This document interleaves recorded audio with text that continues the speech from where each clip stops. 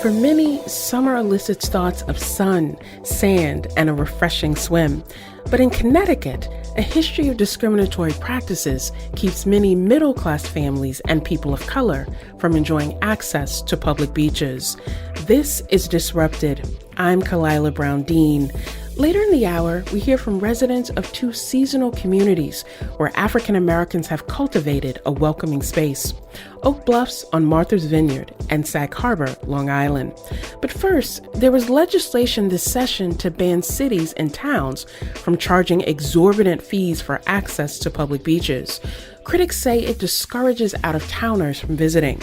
The bill died before it had a hearing or a vote, and it frustrated activists who have been demanding greater access to public beaches in Connecticut. This push and pull between shoreline towns and the rest of the state is nothing new. Our next guest wrote about it in his book, Free the Beaches, the story of Ned Cole and the battle for America's most exclusive shoreline.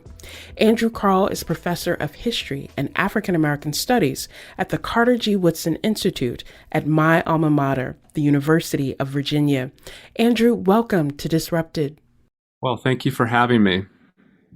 You know, Connecticut has a very extensive history of these summer beach communities, and the presence of those communities is often well known, but the history behind them is not as readily apparent.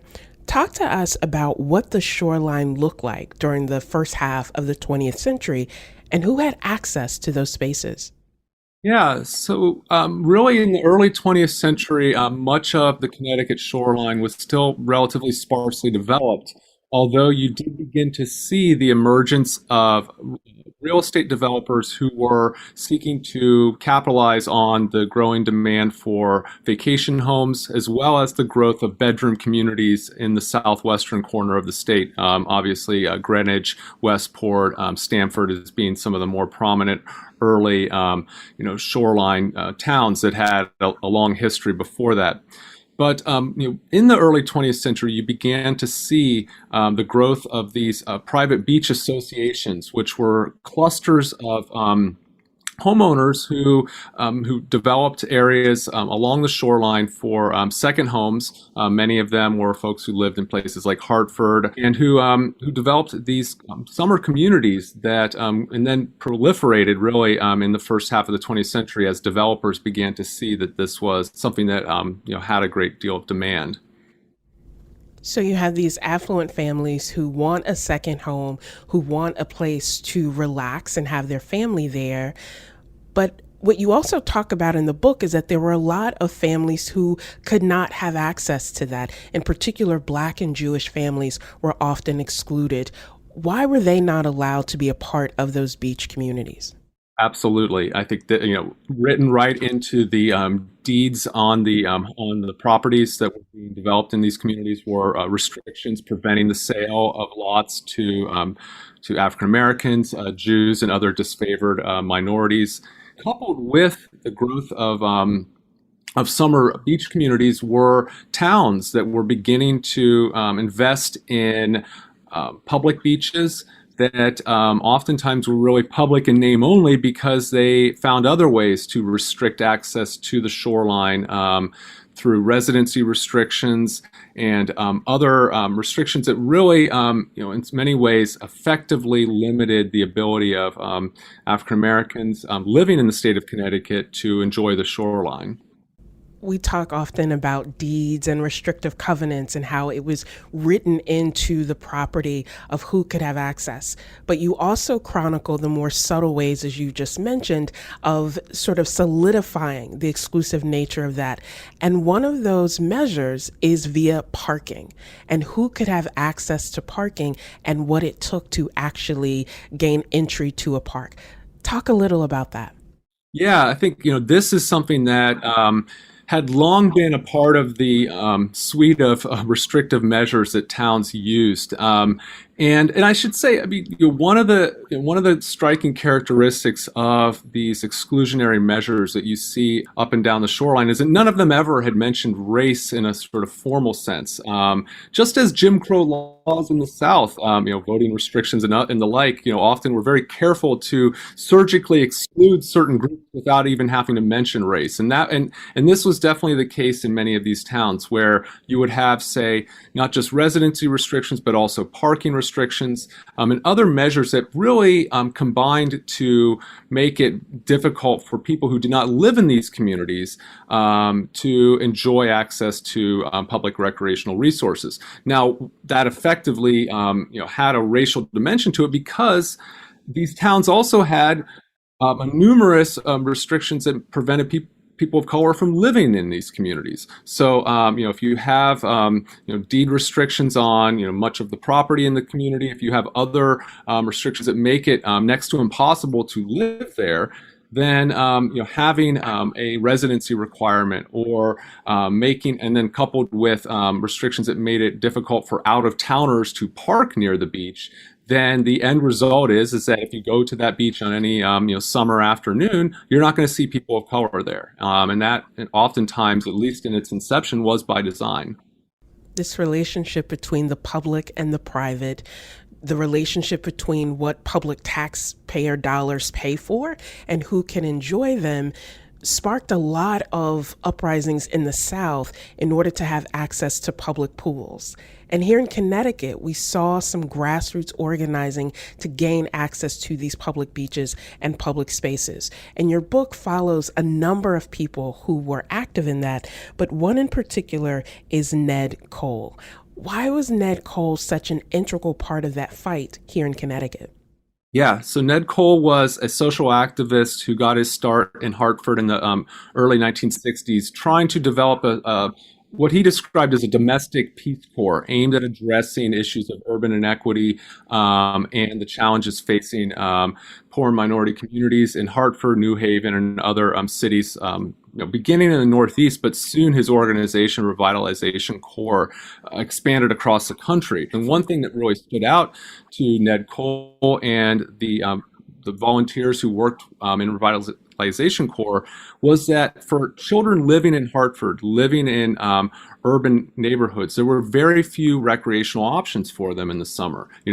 Cities were disinvesting in public recreation during these years. There were few swimming pools or other safe places for children to play during the summer. And in fact, one of the big issues happening in cities across the country in the late 1960s during these urban uprisings was the fact that there were shockingly high numbers of children who were drowning in dangerous waterways, who were getting hit by cars because they were playing in streets because they had nowhere else to go to play. And so this, recreation and the recreational inequities that characterized much of America then and now were a major issue that were galvanizing unrest and demands for justice. And Ned Cole saw that. And in fact, listening to the mothers and parents of children, realized that something needed to be done. And so what he came upon was the idea of, why don't we rent some buses and start bringing children down to the shore in the summer, give them a day at the beach. And for many children growing up in a city like Hartford, the Connecticut shoreline might as well have been on the other side of the planet. I mean, this was not a place that many of them had ever gone to or ever seen. So what began innocently enough as a trip to the beach soon became a cause and soon became protests, because they realized just how difficult it was and how many barriers had been built to prevent children from Hartford from going there. So that really spawned, beginning in the early 1970s and continuing throughout the decade. Every summer, they would be bringing kids to the beach, but to play, but also to demand the right to play. Ned Cole was a white man in the 1960s and 70s demanding equal access primarily for children of color, but people of color more broadly. How was that received? How was he received by the families that he was advocating for and with, but also for the broader community who saw him challenging what had worked for decades for so many people?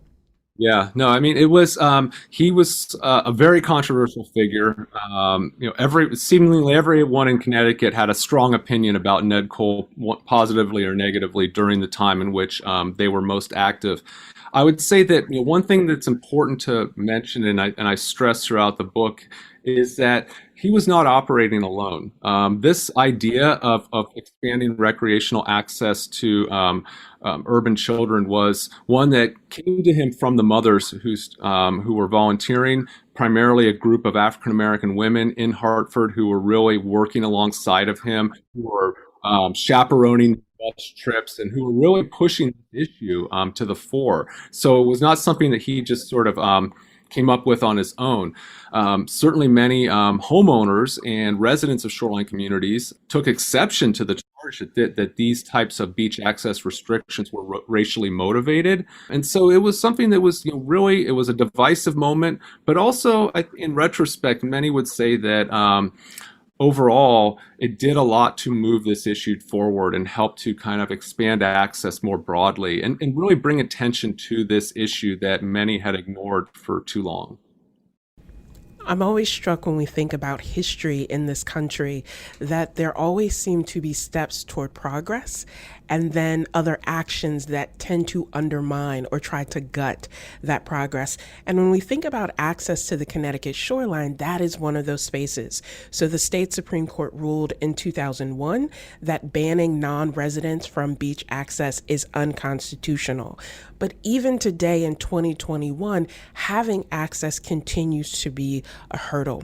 What do you see as the legacy of those discriminatory policies and practices and how it shapes where the state is today? Yeah, I mean, sadly, one of the legacies are these parking restrictions and other measures that work to limit access to non-residents from shoreline public or shoreline towns' public beaches. This was something that proliferated after that 2001 court case that you mentioned, the case of Brendan Layden versus the town of Greenwich, and in that case, as they only address the issue of these resident-only restrictions, namely that you could not, if you were a town and had a public beach, you could not you could not redefine the public as only constituting the residents of your community. That if it was public, it had to be available to the entire public. But they didn't say anything about other restrictions. And so, one thing that began to happen after 2001 is that towns like Greenwich, Madison, other towns that had a history of exclusion along their public beaches really leaned in hard to making, to adopting parking restrictions, removing public parking spaces, requiring non-residents to jump through a host of hoops in order to even get a beach pass. But on the other hand, one thing that I think is also a legacy of the activism that Ned Cole and others had done in previous generations was that we still see that today. There's a group right now that's very active in trying to expand public access and defend the public's rights to lands that belong to everyone. The Connecticut Coastal Access Defense is an organization that has really became active last summer as residents became troubled by the fact that during the pandemic it seemed as if some towns were using the pandemic as an opportunity to push to enact restrictions that might have been motivated in issues of race and class rather than public health. And so, we can debate whether or not that's good policy or not. But I think, in this case, what it did do is it galvanized a lot of citizens who are very concerned about beach access restrictions and, restrictions to public space in general. I think there's been, alongside of this long history of exclusion, there's really a long history of social activism in Connecticut that I've tried to tell in this book. One of the other long histories of this process is that the people who originally were able to buy property in these shoreline communities, by and large, were middle-class families, and now over time have generated and accumulated tremendous wealth, generational wealth that they can then pass on. So it makes it more difficult when you talk about how that wealth becomes politicized to influence what happens in the state. Earlier this year, a bill that would have banned officials from charging non-residents higher fees failed to even get a vote. What would you say, Andrew, to people in this state who are concerned about these legacies, who want to see a change and do something different? What would you say about how local communities can address this history and really reverse those wrongs? Yeah, no, I think that's a great point, and it's certainly one that opens the window onto how these issues like beach access are really part of a broader set of challenges toward making a more integrated and inclusive society for everyone. And I think, for one, just simply opening up shorelines to the public without addressing the underlying issues that prevent many low and middle income people from living in these communities is going to have a limited impact. So one thing, again, another issue that I'm sure many of your listeners are familiar with is the push to adopt more inclusionary zoning ordinances in many of these wealthy communities to allow for more mixed income housing, to make it possible for people of a variety of backgrounds to live in shoreline towns and to live it, across the state, and to really break down these persistent barriers to access, both in terms of housing, in terms of schools, and in terms of opportunity. So this, I think, is one where, beaches are not, the kind of, the driving force of these changes, but they really reflect a larger set of practices that work to build walls that divide us as a society. And I think that's hopefully something that my work has drawn attention to. One other thing that your work draws attention to is how, in the face of those exclusionary practices, communities often collapse inward and build their own communities in this act of resistance, but also a space of respite and resilience. What is the legacy of Connecticut not having that type of space? We see it Sag Harbor in New York, or we see Oak Bluffs on Martha's Vineyard. What's the legacy of Connecticut not having that space? Yeah, I think, you're absolutely right. One of the things that began to happen, especially in the 1970s, as Ned Cole and others were pushing to open up the shoreline, was that many towns kind of closed ranks, and many, especially beach communities as well, really adopted what could be described as forms of defensive localism, aimed at actually making it harder for the state and for communities to adopt more comprehensive solutions to these problems, to allow for public access more broadly, that they really adopted policies that made it more difficult to live in these towns. And this had one thing that I point out in the book is that these types of exclusionary politics had an environmental impact as well. One thing that I noted is that many of these towns were adopting measures that were aimed at making it harder for, say, mixed income people to live in their communities, but in doing so, were doing damage to their environments. So, for instance, towns like Madison have adamantly refused to adopt public wastewater treatment. And in part, that was motivated by their fear that if you that would open the door toward more mixed income housing, for more dense housing. But in the process, that was actually, you were finding that septic tanks were leaking into Long Island Sound, that there was a lot of environmental damage that was actually being caused by these exclusionary measures. And so I think, one thing that this story can also point to is how the types of exclusionary measures that we saw also really had damaging environmental impacts alongside of their societal impacts. The beauty of having historians tell these stories is that you are able to see how interconnected all of these things are, and really the impact that it has on each and every person in this state, not just right now, but legacies that last for generations. Andrew Carl is professor of African American Studies and History at the Carter G. Woodson Institute at the University of Virginia. He's author of Free the Beaches, the story of Ned Cole and the battle for America's most exclusive shoreline. Andrew, thank you so much for joining us. Well, thank you so much for having me. After the break, the innkeeper of one of Martha's Vineyard's most historic hotels talks about how her family helped create the Black Haven of Oak Bluffs. And later, a longtime resident of Sag Harbor talks about her relationship to this Long Island community. This is Disrupted. Stay with us.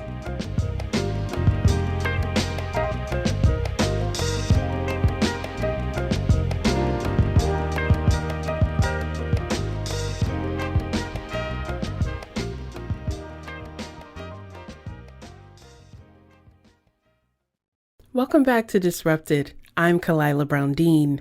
Later we'll hear about an historic African-American beach community in Sag Harbor. But first, let's head to the Vineyard. Martha's Vineyard is known for its fancy homes, its beautiful sunsets, and being a favorite vacation spot for former Presidents Bill Clinton and Barack Obama. But for many African Americans, the Vineyard's significance is far greater. The town of Oak Bluffs has been the summer getaway for African American elites like Spike Lee, Dr. Henry Louis Gates Jr., and Ethel Waters. But it wasn't always that way. In the years after the Civil War, the town was home to a small whaling industry. And while a small population of Black whalers lived in Oak Bluffs, it wasn't until the founding of the Inn at Shearer Cottage when the community started to resemble the place it is today. Many prominent residents first visited thanks to the cottage, and today, Oak Bluffs hosts the majority of the island's Black visitors. Lee Jackson Van Allen is innkeeper of Shearer Cottage. Allen is a descendant of the cottage's founders and a full-time resident of Oak Bluffs. Lee, welcome to Disrupted. Thank you. I'm delighted to be here. You are an innkeeper for this cottage, but the history of the cottage is connected to your great-grandparents, Charles and Henrietta Shearer, who were part of the first generation of Black Americans to experience freedom in this country. Tell us a little about their life and how the Shearer Cottage came to be. Charles Shearer was born in Lynchburg area. He called it Spanish Oaks, which is an area in Appomattox County. He was the son of the member of the plantation owners family and their Black slave named Matilda Giles. He did start studying at Hampton Normal and Agricultural Institute, one of the first classes. He graduated in 1880, and I'm told that he taught there for a short period of time where he met his wife, Henrietta Merchant. Now, Henrietta Merchant was born in Lynchburg to one of the oldest free Black families in Lynchburg, and she attended Hampton. They were married and they taught for several years in the Lynchburg area. And I know that they decided to move north for a better and freer life. They came to Massachusetts in the early 1890s, and they were introduced to Martha's Vineyard by the fact that Charles attended religious services on the island. He was a member of the Tremont Temple Church, Baptist Church in Boston, and he attended Baptist services on Martha's Vineyard. Henrietta and he grew to love the island, and in 1895, they bought their first home on Martha's Vineyard. Henrietta wanted to help support her family's summers on the island, and she decided herself to open a cottage industry, a laundry. And she bought a piece of land in the highlands of Oak Bluffs overlooking the Baptist Temple. It's her name that's on the deed. She was a very smart, strong woman. Now, in the north, Charles found work as the head waiter at two very fine, prestigious hotels in Boston, the Young's Hotel and the Parker House. So hospitality was in his blood. And he decided to open an inn that catered to African Americans who were not welcomed at most of the other establishments on Martha's Vineyard. And it opened in 1912. In 1917, after Henrietta passed, they closed the laundry and devoted all their efforts to the inn. And we had many quite nationally, well-known nationally as well as internationally guests stay at Sheriff Cottage from the very beginning, including Paul Robeson, Ethel Waters, Adam Clayton Powell Sr. brought his family, Adam Clayton Powell Jr., who came as a young man himself, the congressman from New York. Harry T. Burley, that he's credited with saving the Negro spirituals by putting them down in paper, because before that they were passed along mostly by word of mouth. The first African-American psychiatrist, Dr. Solomon Fuller, and his wife was a well-known sculptor, Meta Vo Fuller. And Madam C.J. Walker, known as the first woman, Black or white, self-made millionaire. So the list is quite special, and they came for years, and many of these same families bought homes on Martha's Vineyard. Today, the Fullers have property on Martha's Vineyard, the Powells, the Downings, Dr. Downings came from Roanoke, Virginia, and they love the island as the Sheriffs did, and decided to set roots there. So many of the families go back many generations. First, were introduced to the island by Sheriff Cottage. There are so many layers to the story that you just shared. And I want to center for our listeners what it meant for your family members to relocate from the South to the North or the Northeast, all the things that they had to overcome, all of the challenges that they had to do to persist.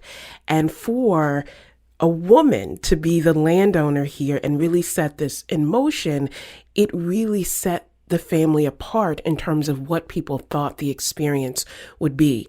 All of that then leads to the very august list that you just went through of people who stayed at the end. What was it about the cottage that made it so special for the people you mentioned and their families to go and visit? Well, they, first of all, were excellent cooks from the South. Many of the family members, the merchants, came up and supported the inn, and they served wonderful meals, including Parker House rolls. That, as I said, Charles Scher was connected with the Parker House, and also the warm hospitality that was provided by the Scherers and their guests. I was told by Dr. Solomon Fuller's son, one day when I met him, he said, as a young man, as a young child, really, he enjoyed his summers on Martha's Vineyard because at any one time there could be an impromptu concert with Lillian Avanti or Roland Hayes or Harry T. Burley. And I think the environment was so warm and welcoming. And it is truly a story of perseverance of a family, the love that they had for the community, the tolerance that the Oak Bluffs community provided the Scherers. You know, so many of other resort areas either died out or were destroyed, but there was a tolerance on the island for the Scherers. And I think that may be because of the island's history with Native Americans, the Wampanoags, and also the whaling industry, who many of those participants were people of color. I think sometimes people forget just how difficult it was for African Americans, even in the North, even though the North was portrayed often as this sort of land of harmony where people could go and be free. To have a respite like the Vineyard that could become a safe haven for people where they could be welcomed, but also be able to thrive, we see that continuing. So that even now in 2021, Martha's Vineyard, Oak Bluffs in particular, have become these cherished destinations for African American families. There are festivals and networking events and, organizational based activities that draw Black families to the island every year.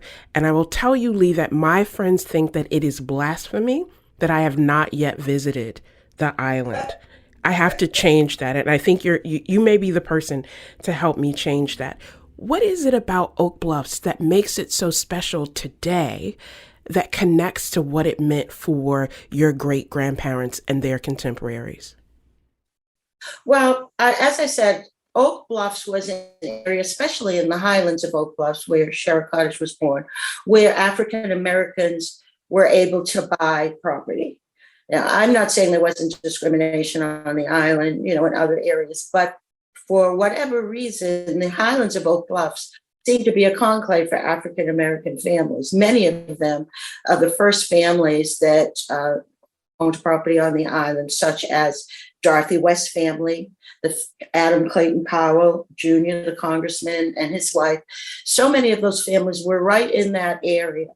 And it's continued to be the heart of the African American community. And during the 20s, when Shara was, going so strong, it was the heart of the African American community.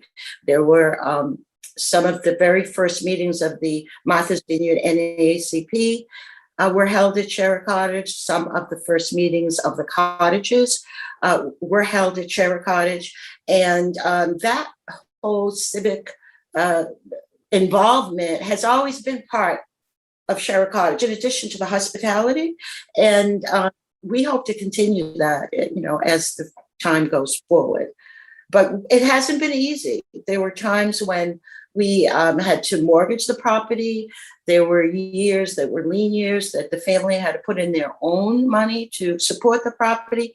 But there was always this underlying philosophy that we would never sell the property that Charles and Henrietta worked so hard against many odds to provide this legacy for their family.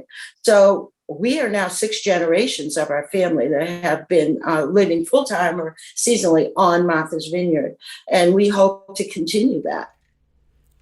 There is a legacy for your family. There is a legacy for African American communities. There's a legacy for this country more broadly that is connected to the cottage. It is or was included in the Negro Motorist Green Book. It's featured at the National Museum of African American History and Culture that is located in Washington, D.C.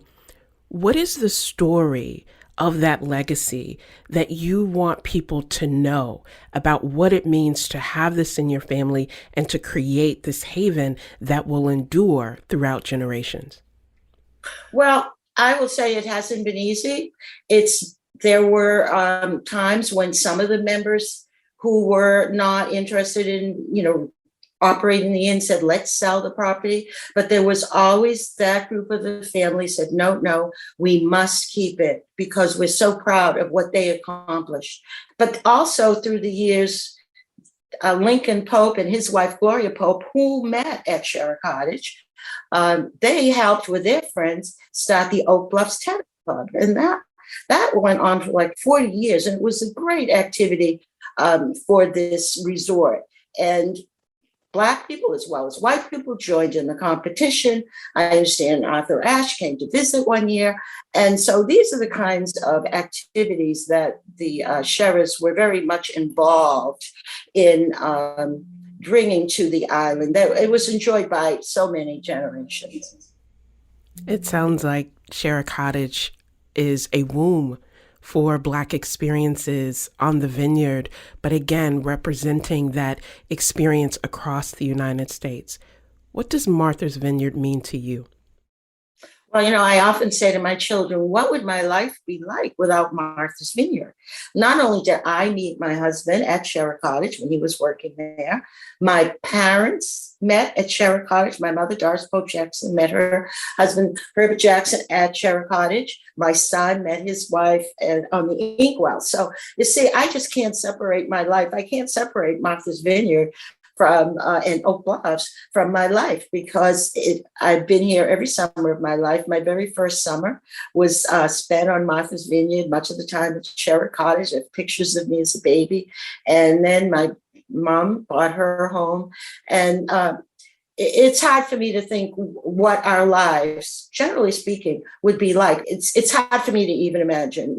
Many of my dearest friends who we met as teenagers, they also have retired on Martha's Vineyard as I have, and we still have a bond that goes back generation. When you think about the future for the cottage, when you think about the future for the island, what would you like to see happen so that experience or those communities are more accessible and more welcoming for people who may come? Well, I think that actually Martha's Vineyard is welcoming to all people. I really do believe that. I think when President Clinton came, it brought an interest in the island and in the African American history on the island, which in turn brought an interest in the history of Sheriff Cottage. Because, you know, a lot of people, they knew about it, but it wasn't as important as it now over the years has become. And of course, President Obama coming to Martha's Vineyard, again, it's brought such attention to our history, given how many more and more African Americans, as well as other families, look at Martha's Vineyard as a multicultural haven. I can't see it do anything but go forward. You have fully convinced me that I need to visit next year. And I thank you for sharing your family history, but I also thank you for continuing that legacy for all. Lee Jackson Van Allen is innkeeper of Sheriff Cottage in Oak Bluffs, Massachusetts. Thank you so much for joining us. You're welcome. Thank you for having me. To see pictures of the historic Sheriff Cottage, visit our website at ctpublic.org/disrupted. When we come back, a conversation with Sag Harbor resident Erica Stanley-Dottin. She'll talk to us about the history of the Long Island community that she loves and how she's working to preserve its culture. I'm Kalila Brown-Dean. Stay with us.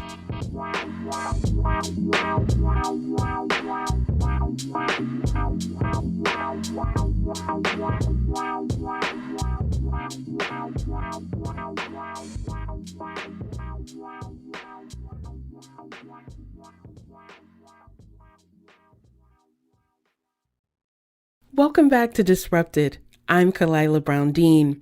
Like Oak Bluffs, the Long Island community of Sag Harbor holds special meaning to many African Americans. The town was founded in the 1800s, but it didn't become a destination until the 1930s. That's due in part to the work of two sisters, Maud Terry and Maisy Lee Meredith. The community flourished and became a beachside retreat for Black New Yorkers. Erica Stanley-Dottin is a third-generation resident of the Sands community in Sag Harbor. Erica, welcome to Disrupted. Hi, thank you for having me. Now, Azurest, the neighborhood that is near and dear to your heart, is part of a group of historically Black communities in Sag Harbor that's more commonly called Sands for Sag Harbor Hills, Azurest, Nineveh subdivisions. Talk to our listeners a little about why Azurest is this important neighborhood and how it came to be. So basically Azurest was founded in 1947, before the three communities, coined the acronym SANDS. Each neighborhood was its own, but it was basically an enclave of beachfront property, actually, that ran from Azurest at the beginning, all the way down the beach in Sag Harbor. We're on the Gardeners Bay side, and those were historically all Black-owned homes along this beachfront. And so then the neighborhoods kind of were built out from that. So it just ended up it's actually the last area right before, like Nineveh Beach is the border. It's right on the border of Sag Harbor and East Hampton. So it's like the first place you're hitting if you're coming into town from East Hampton. And so it came to be because many Black folks, educators mostly from Brooklyn and Queens, would, summer with their kids. And, it started out, my grandparents would go to Poconos or, they would go upstate to the Catskills. And then, during segregation, they started getting pushed out of those places. And so, these are middle-class folks. It's not like they were rich or anything. They were just really, they had the time and they wanted to go somewhere and be with their kids and swim and all that. And so Sag Harbor was discovered by, Sag Harbor as a town was historically a whaling village. And because it was a whaling village, it brought together Native Americans, free Black people, and also working class white folks who lived there. So they all actually lived in the community together for many, many years. And this is going back into the 1800s.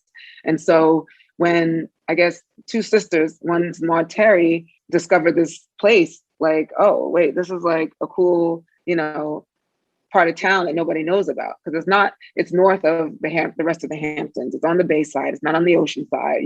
It's not as easy to get to.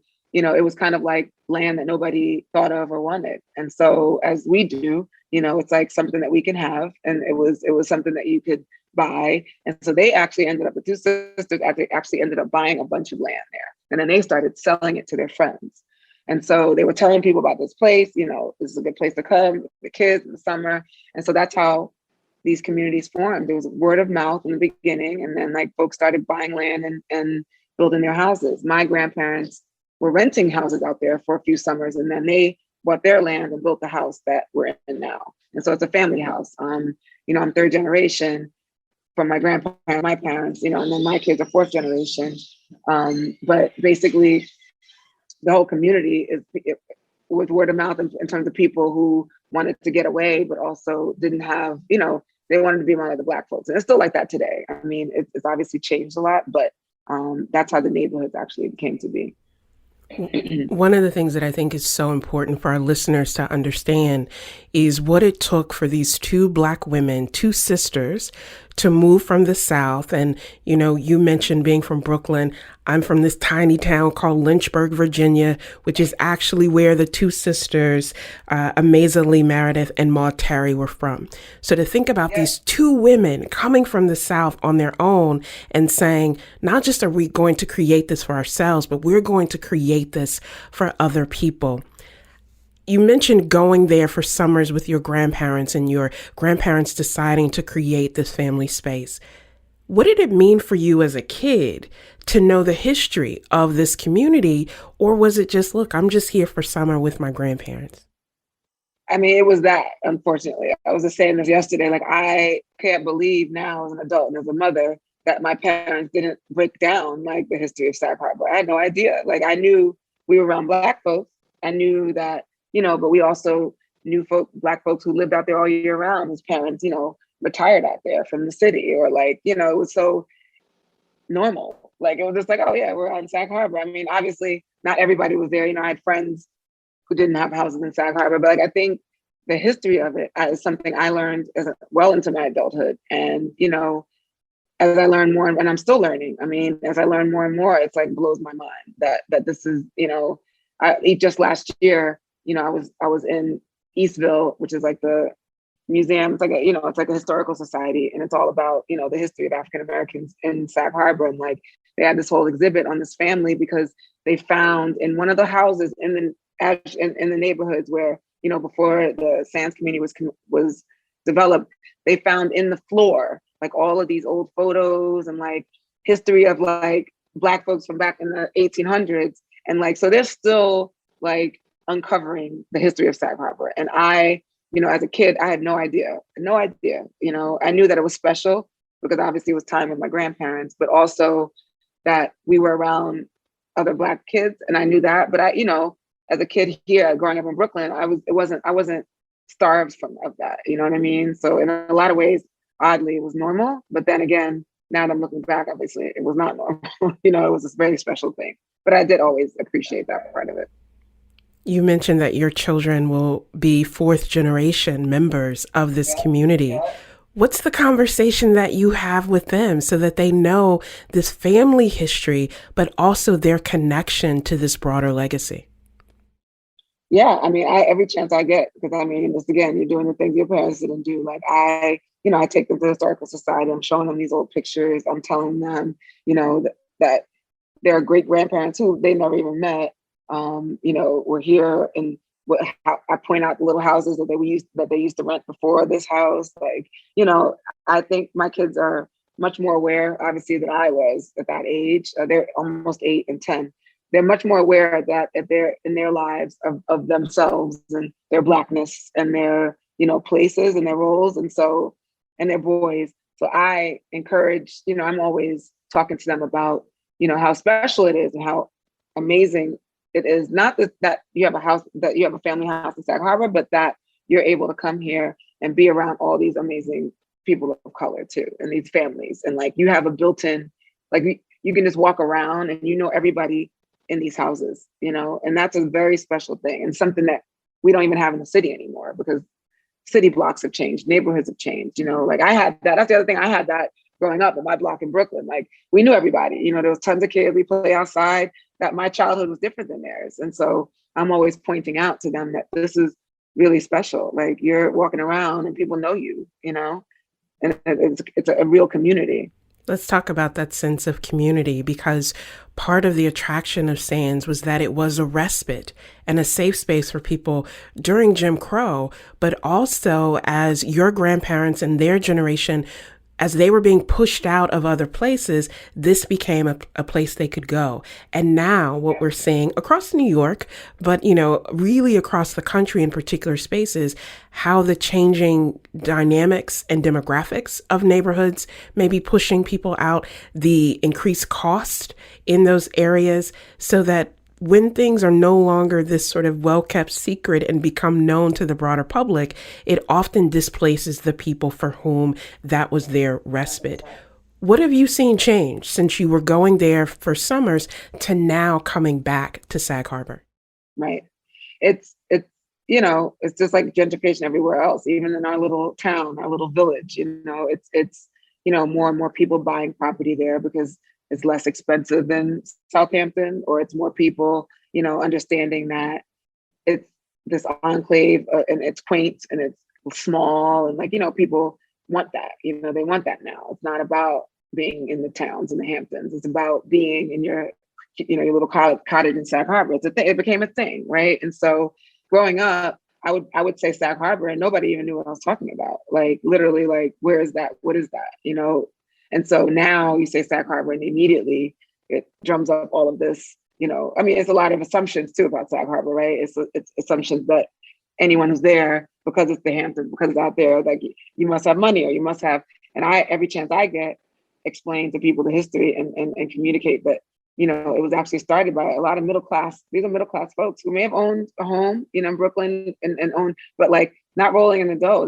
They basically saved and pulled it together so they could have this, you know, and they worked hard for it. And so I think that that's important, because now what's changed is that now Sag Harbor, everybody knows about Sag Harbor. I can say Sag Harbor anywhere and most people will know it. And so that's different than it ever was. That tradition of taking nothing, or taking something that others discard and turning it into something meaningful, is so important to these communities. But it's a part of the African American tradition overall of what you meant for bad, we will turn into good, and then affirm that. It also means that in 2019, these communities were added to the National Register of Historic Places. And you mentioned this idea of culture.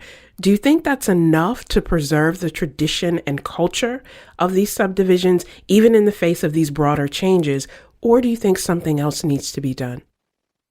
Yeah, that's an ongoing conversation. I mean, literally, that's beach conversation in the summer times. I mean, we're still asking ourselves that. We don't know. We can't stop the developers. We can't stop. I mean, it's happening. That's happening too, you know? And I mean, what people do is communicate about that. And like, you know, folks that, you know, may not have gone to the city, you know, ordinance meetings or, you know, those kind of town halls and stuff over the winter time are now showing up, because it's like being more aware of what's happening in the town more than ever now, because as people are coming in, just making sure that we understand and see and can have a voice, you know, because otherwise people just come in and do whatever. And it's happened, you know, there's definitely some property and some real estate that's gone, you know, that's been sold, and big houses, and, you know, just the vibe changing. But I think for the most part, folks are much more in tune with keeping it what it is, because that's the appeal too, right? It's like the appeal to everybody else is the fact that it's this enclave. And so if you